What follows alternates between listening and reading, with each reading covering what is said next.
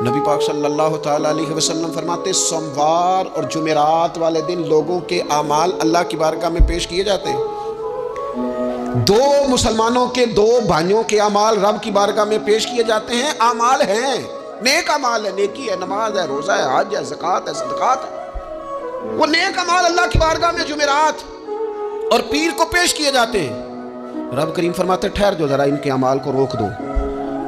या अल्लाह क्यों? फरमाए इसलिए कि इनके आपस में ना दिलों में नफरत है, घुटन है, अदावत है।